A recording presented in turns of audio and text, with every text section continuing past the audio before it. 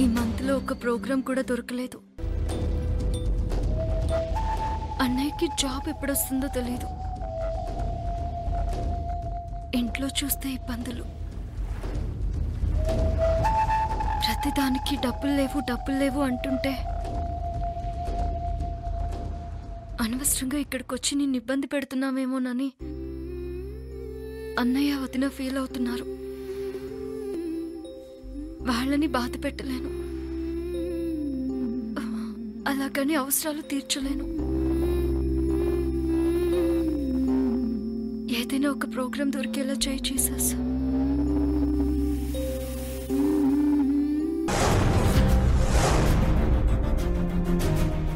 అక్క ఫ్రెండ్లా ఉంది.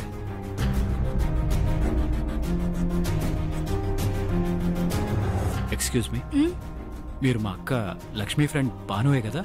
కాదండి, సారీ.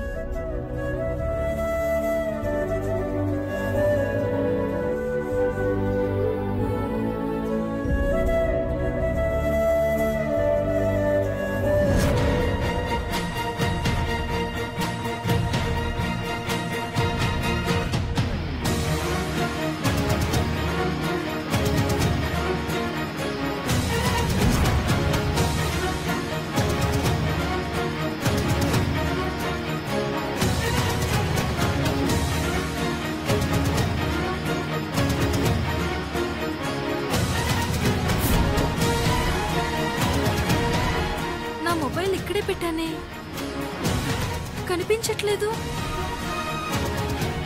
ఏమైంది?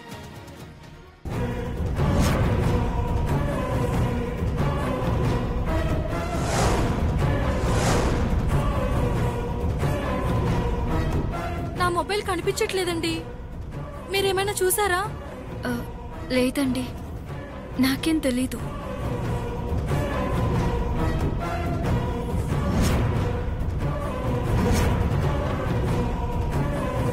మీరేం టెన్షన్ పడకండి, మీ మొబైల్ ఎక్కడికి పోదు. ఇక్కడ మీరు ఈ అమ్మాయి తప్ప ఇంకెవరైనా ఉన్నారా? లేరండి, ఇందాక నేను ఇక్కడ ఫోన్ మాట్లాడుతున్నప్పుడు ఈ అమ్మాయి తప్ప ఎవరూ లేరు. కొంతమంది చూడటానికి చాలా పద్ధతిగా డీసెంట్గా ఉంటారు, కానీ క్యారెక్టరే ఉండదు.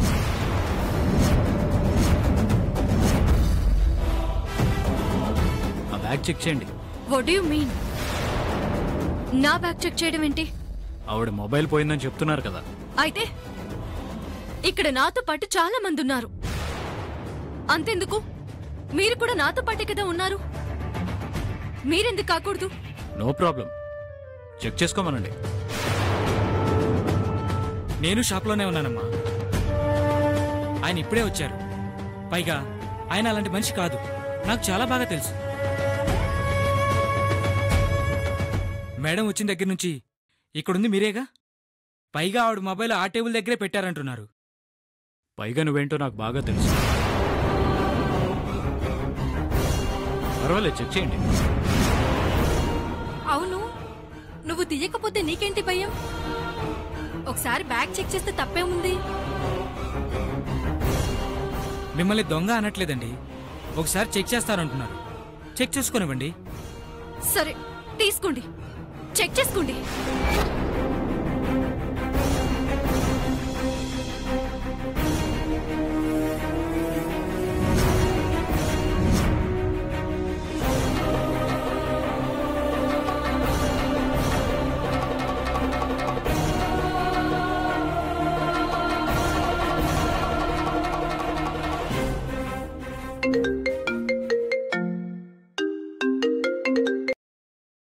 హలో, యా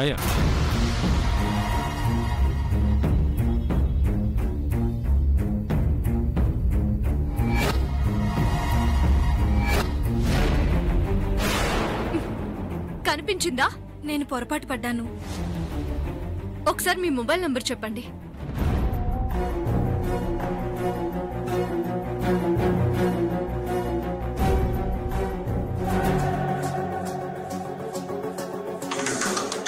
మేడం, మీ ఫోన్ నేనే తీసి జాగ్రత్తగా ఉంచాను.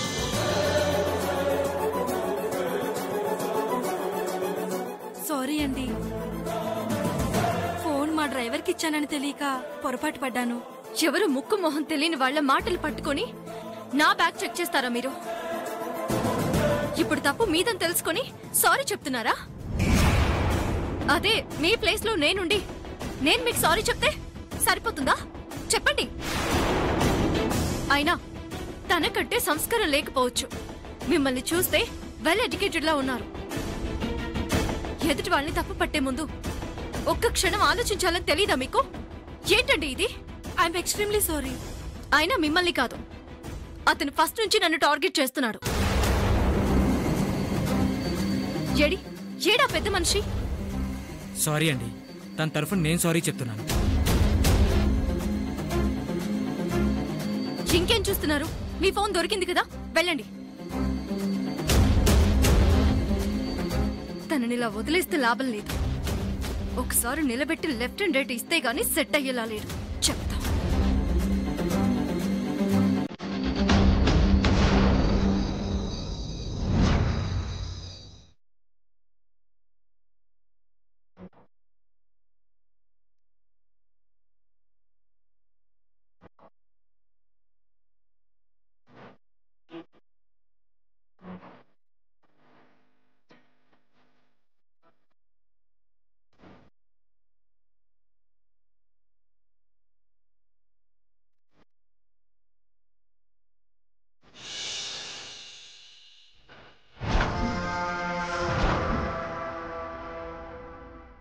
ప్రణయ్, ఏమైంది? ఎందుకు డల్గా ఉన్నావు?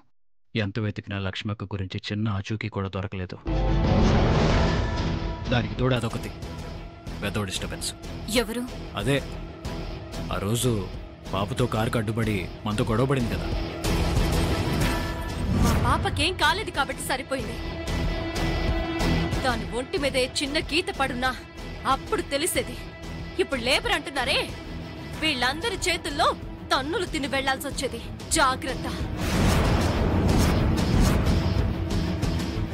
అది నిన్ను డిస్టర్బ్ చేయడం ఏంటి? మళ్ళీ నీతో ఏదైనా గొడవ పడిందా? అదేం కాదు, అది ఊరి మీద పడి దొరికిన చోటల్లా దొంగతనాలు చేస్తుంది.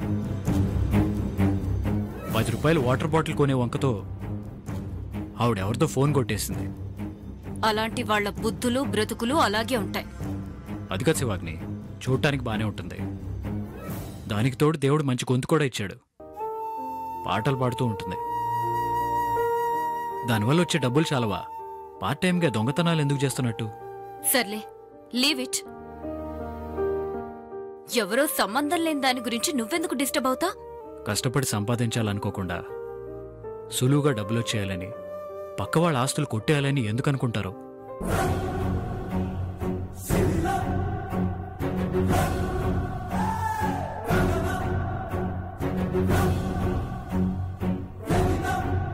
అసలు ఆస్తులన్నీ ఏం చేసుకుంటారు? ఇలాంటి వాళ్ళు అసలు బాగుపడతారా? దుర్మార్గపు ఆలోచనలో ఉన్న ఇలాంటి వాళ్ళని నిలబెట్టి కాల్ చేయాలి. ప్రణయ్, ఎందుకు అనవసరంగా ఎమోషన్ అవుతావు? ఉదయం నుంచి టైర్డ్ అయి ఉన్నావు. వెళ్ళి రెస్ట్ తీసుకో. లక్ష్మక్కని పట్టుకోవడానికి నేనున్నాను కదా, నేను చూసుకుంటాను. నువ్వు వెళ్ళు.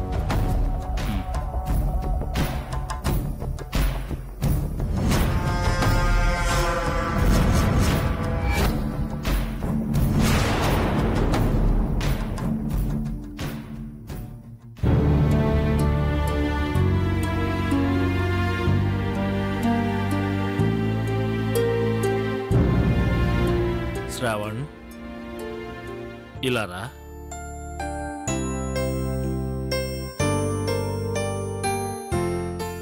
చెప్పండి నాన్నగారు. ఈ దసరా వెళ్ళిన తర్వాత పెళ్లివారు ముహూర్తాలు పెట్టుకుందాం అంటున్నారా, నువ్వేమంటావు?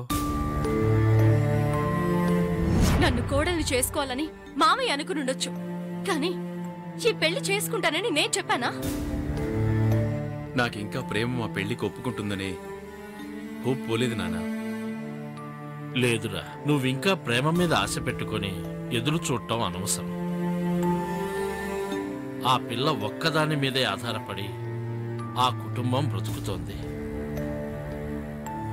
పైగా ప్రేమ ఎంత ఆత్మాభిమానం గలదో నాకు తెలుసు. అలాంటి వాళ్ళు తమ ఇష్టాలని, అవసరమైతే జీవితాల్ని వదిలేసుకుంటారు కానీ బాధ్యతల నుంచి మాత్రం తప్పించుకుని పారిపోరు. నువ్వు తన మీద ఆశ వదులుకోవటం మంచిది.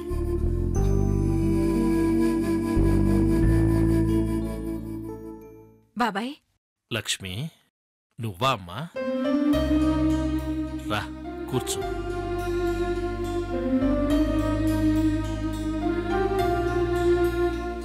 హాయ్ అక్క, బాగున్నావా?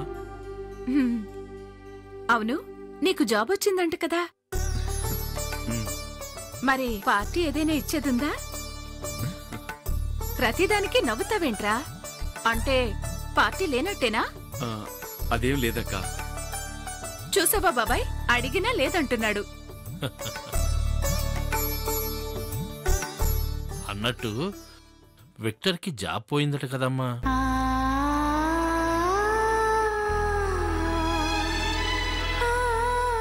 అవును బాబాయ్, కష్టాలన్నీ మా పరిస్థితిని తెలుసుకుని మరి కక్షగట్టి వస్తున్నట్టున్నాయి.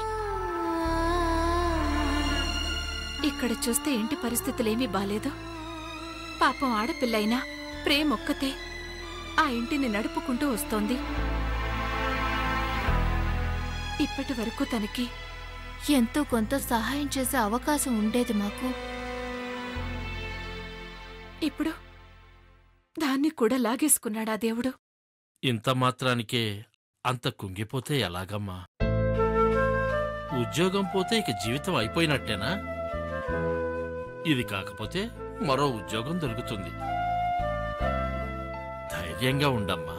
ప్రతి సంవత్సరం దసరాకి భిక్షాటన చేసి అమ్మవారికి పట్టు వస్త్రాలు సమర్పించడం నాకు అలవాటు బాబాయ్. అవును, ఈ సంవత్సరం మన గుడిలో అమ్మవారికి సమర్పించుకుందువు గాని ఈసారి అది కుదిరేలా లేదు బాబాయ్. ఏంటి వదిన కుదరదు అంటున్నావు?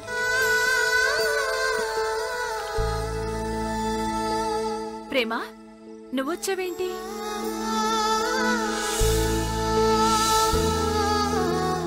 నువ్వొచ్చావని వచ్చాను వదినా.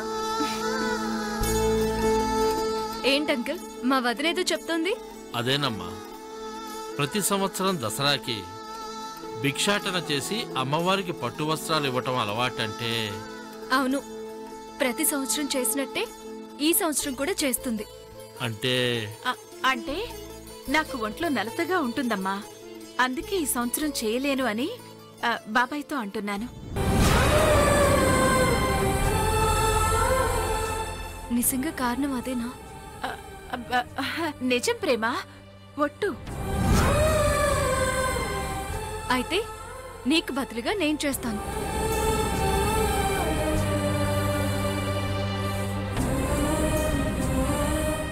భిక్షాటన చేసి అమ్మవారికి పట్టు వస్త్రాలిచ్చి, అమ్మా మా వదినకి ఈ సంవత్సరం ఒంట్లో బాగోలేక తనకు బదులుగా నాకీ పట్టు వస్త్రాలు ఇచ్చి పంపించింది అని చెప్తాను. ఏ ఆ అమ్మవారు ఒప్పుకోరా? ఏమంకల్? ఎందుకు ఒప్పుకోదమ్మా? నువ్వు కూడా ఆ తల్లి బిడ్డవే కదమ్మా. మరి ఇంకేంటి? అది కాదు ప్రేమ. వదినా, నువ్వెందుకు వద్దంటున్నావో నాకు తెలీదా? కష్టాలు మనకివాళ్లే వచ్చాయా? ఈ ఒక్క రోజుతో పోతాయా? సంవత్సరానికి ఒక్కసారి చెల్లించే మొక్కు నువ్వు ఇష్టపడే అమ్మ కోసం ఆ మాత్రం కష్టపడలేనా చెప్పు? ప్రతి సంవత్సరంలాగే ఈ సంవత్సరం కూడా ఆ అమ్మవారికి నువ్వు మొక్కు చెల్లిస్తున్నావు. నాది పూచి. సరే, ఇద్దరం కనిపించకపోతే అమ్మ కంగారు పడుతుంది. పద వెళ్దాం. Bye uncle. మంచిది. బాయ్ శ్రవణ్. బాయ్ ప్రేమ. వస్తాను బాబాయ్.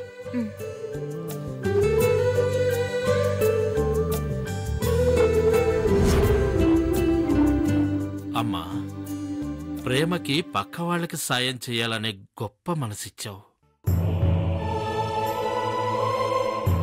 అలాగే తన కష్టాల నుండి గట్టెక్కేలా సాయం చేయి తల్లి.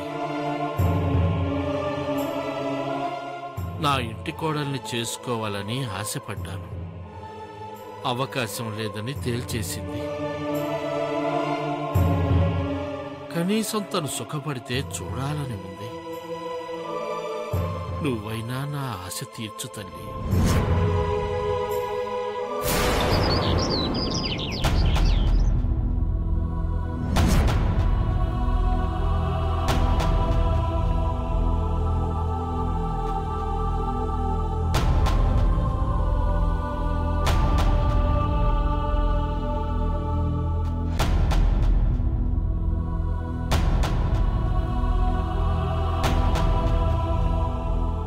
మీరు ప్రేమ కదా?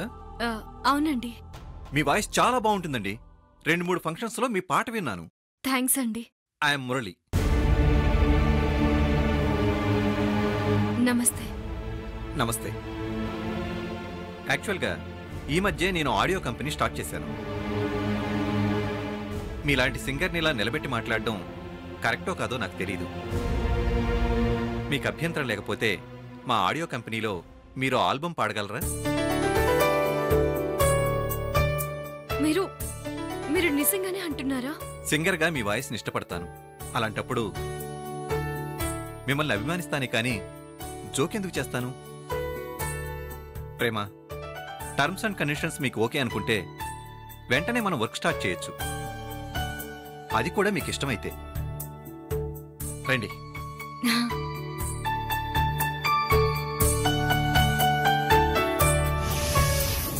అవును ప్రేమ గారు, మీరు సినిమాలు ఎప్పుడన్నా ట్రై చేశారా?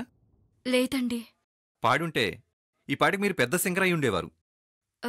నాకిష్టం లేదండి. పెద్ద singer అవడమా?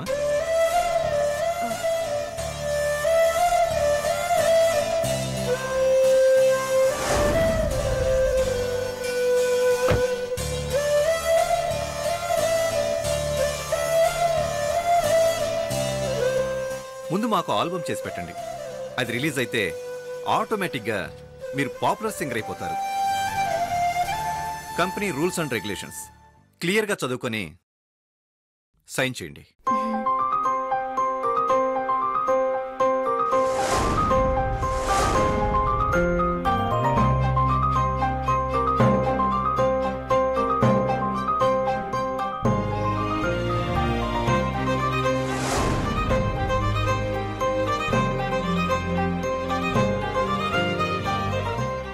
Excuse me.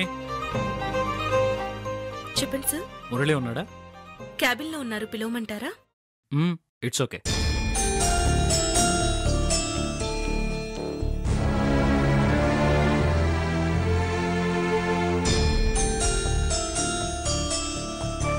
Prema, this is for you.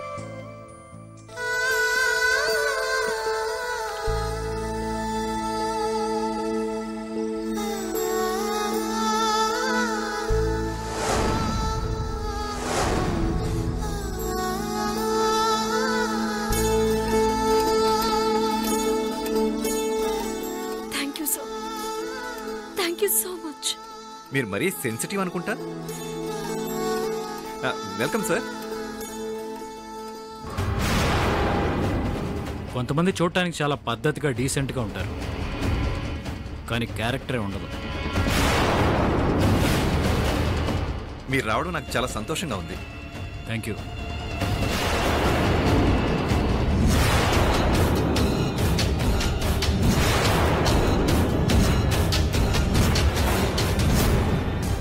ఏయ్, నీకు ఇక్కడేం పని?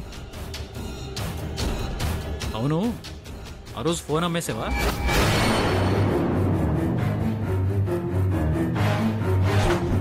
మిస్టర్, మరీ అదిగా మాట్లాడండి.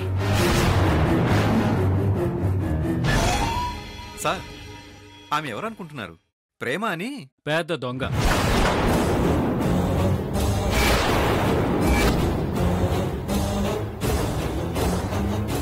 చూడండి, నిజాలు తెలుసుకోకుండా మీ ఇష్టం వచ్చినట్టు మాట్లాడకండి. అసలు అసలు మీకేం తెలుసు? తెలుసు కాబట్టే, కళ్ళారా చూశాను కాబట్టే మాట్లాడుతున్నా. Sir sir please sir. Prema గారు, మీరు ఒక్క నిమిషం కూర్చోండి. సార్, ఈవిడ ఒక మంచి సింగర్. నేను రిక్వెస్ట్ చేసి పిలిస్తేనే ఇక్కడ దాకా వచ్చారు.